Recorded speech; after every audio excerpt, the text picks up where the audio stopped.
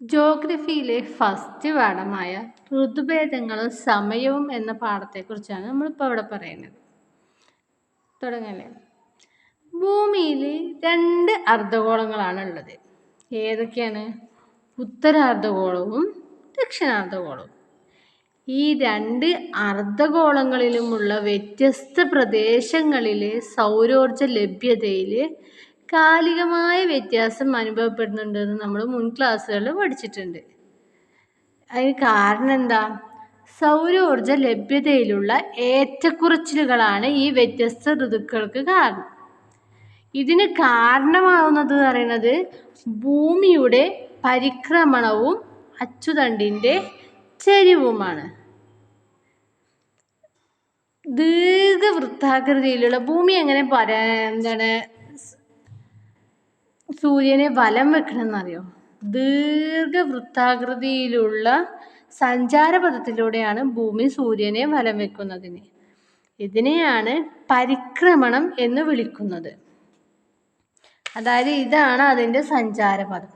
ഈ ദീർഘ സഞ്ചാരപഥത്തിലൂടെയാണ് ഭൂമി സൂര്യനെ വലം വെക്കുന്നത്. ഭൂമിക്ക് ഒരു പരിക്രമണം പൂർത്തിയാക്കാൻ 365 കാൽ ദിവസമാണ് ആവശ്യമുള്ളത്. അങ്ങനെ 4 വർഷം കൂടുമ്പോൾ ഈ കാൽ ദിവസങ്ങൾ കൂടിച്ചേർന്ന് ഒരു ദിവസം അധികം ലഭിക്കുന്നു. ഈ ഒരു ദിവസം അധികം ലഭിക്കുന്ന വർഷത്തെയാണ് നമ്മൾ ലീപ്പ് ഇയർ എന്ന് പറയുന്നത്, അതിവർഷം എന്ന് പറയുന്നത്. അങ്ങനെ നോക്കുമ്പോൾ 4ാമത്തെ വർഷത്തിൽ നമുക്ക് 366 ദിവസങ്ങളിൽ ലഭിക്കും.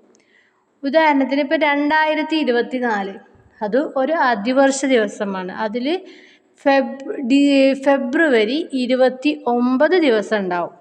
അല്ലാത്ത വർഷങ്ങളിൽ ഫെബ്രുവരി 28 ദിവസങ്ങളാണ് ഉണ്ടാവുക.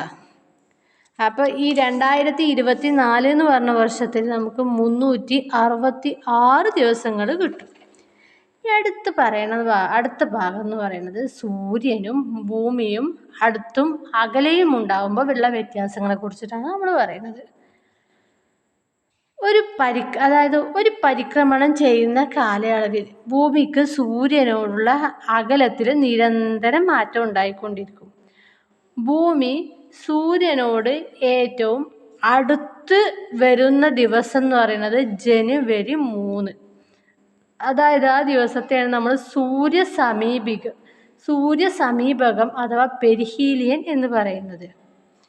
ഭൂമി സൂര്യനോട് ഏറ്റവും അകലെ വരുന്ന ദിവസം ഏതാണെന്നറിയോ? ജൂലൈ 4. അന്നാണ് ഏറ്റവും ദൂരമായിട്ട് കിടക്കുക.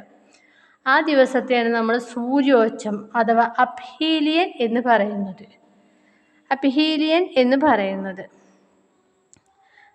ഇങ്ങനെ ബാക്കി ദിവസങ്ങളിൽ ഇതിൻ്റെ ബാക്കി ഭാഗങ്ങൾ വരുന്നതായിരിക്കും.